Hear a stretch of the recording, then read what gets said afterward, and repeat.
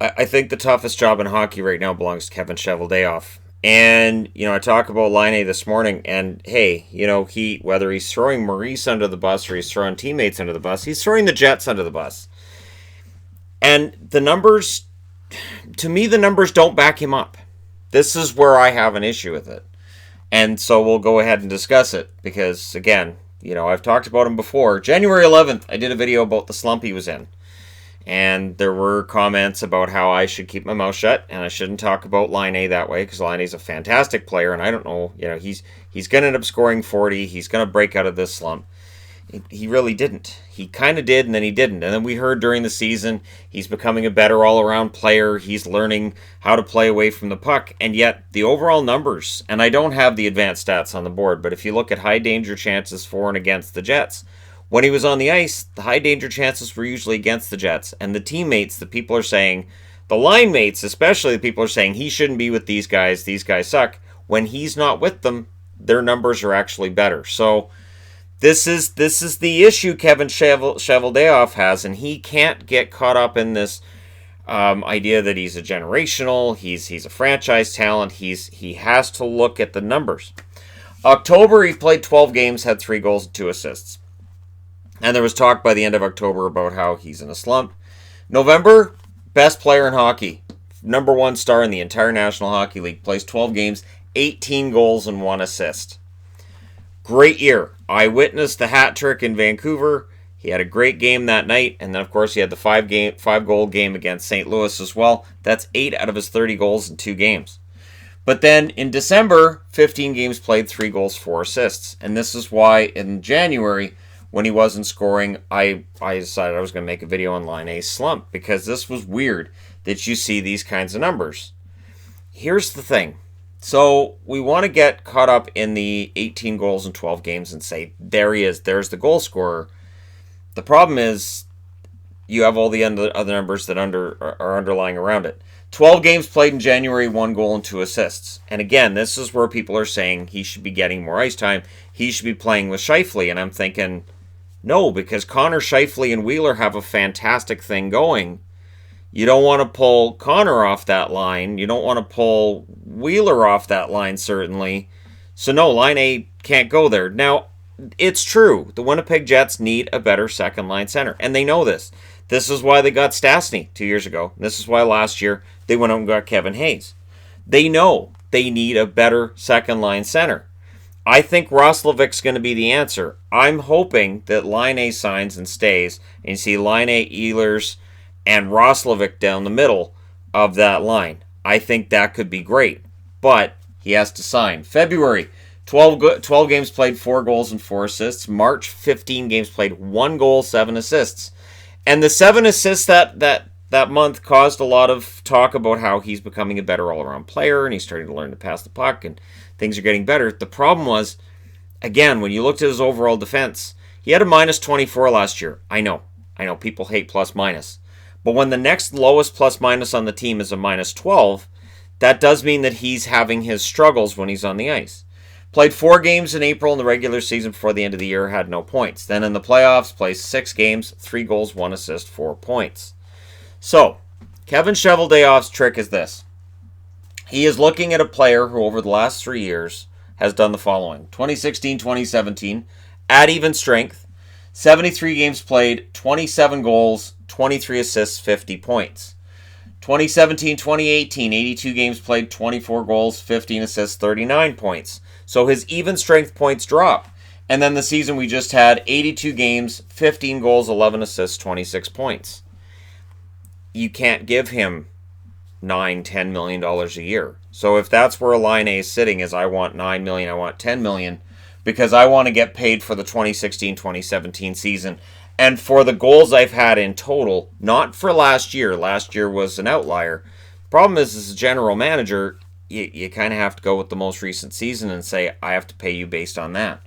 Power play, 2016-2017, 73 games played, 9 goals, 5 assists. 2017-2018, 82 games played, 20 goals, 11 assists, 31 points. And this past season, 82 games played, 15 goals, 8 assists, 23 points. So he trends in the wrong direction on the power play as well. And there's a lot of talk about his ice time and who he's with, but that's where it gets tricky too. His shooting percentage was too high through the first 2 years. 17.6% his rookie year, 18.3% his second year. Last year dropped to 12.2%.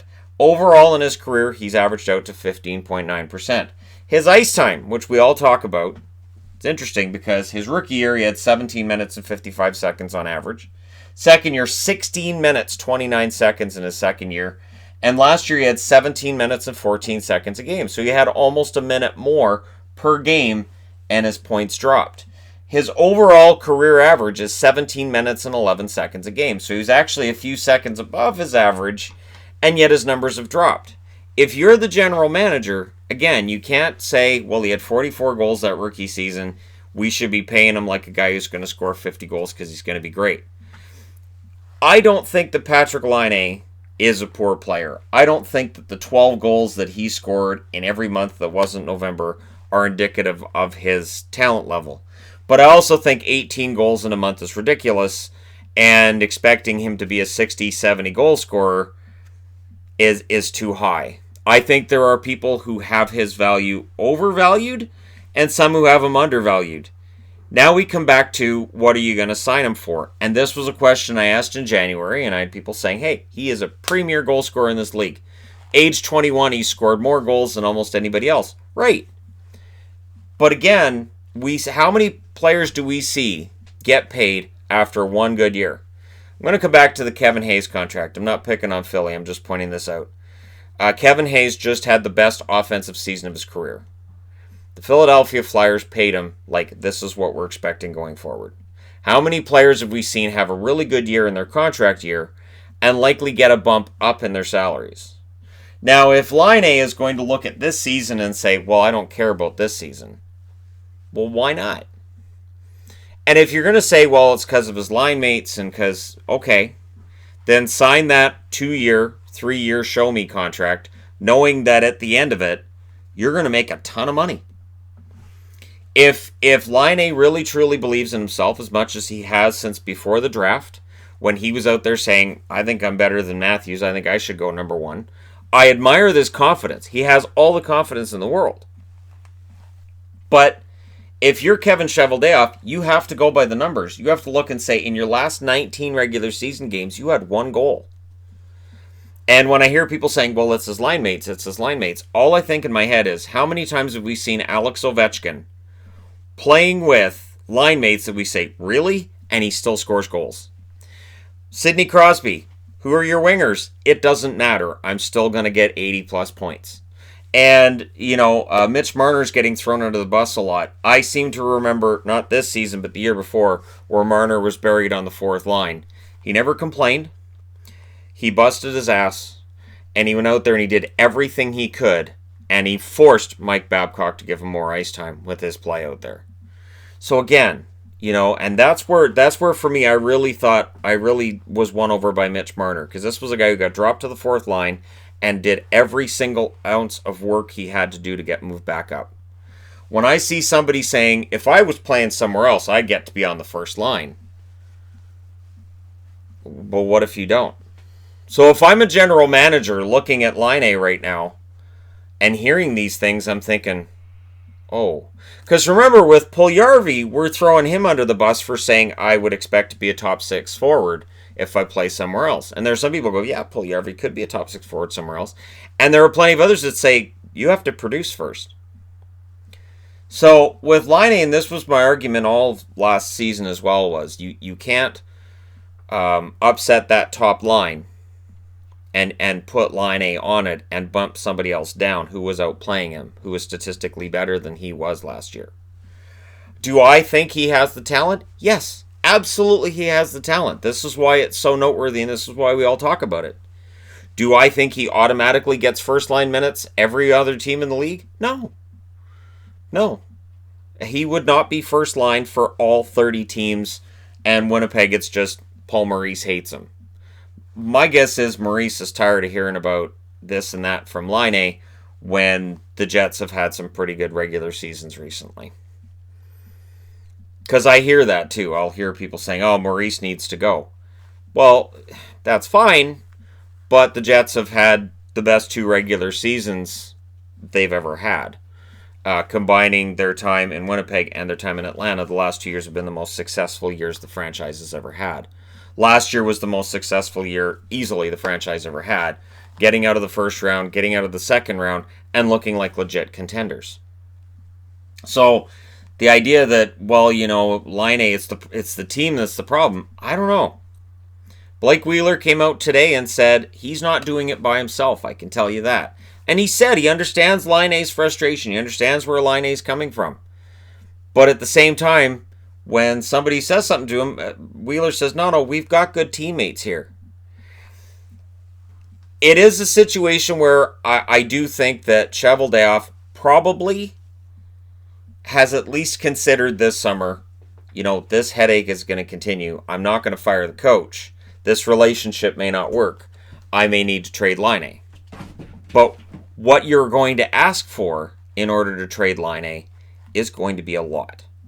It's going to be multiple pieces because, again, if he goes back to this 2016-2017 form, if he makes that advancement in year 4, which he can, and he becomes a 50-goal scorer,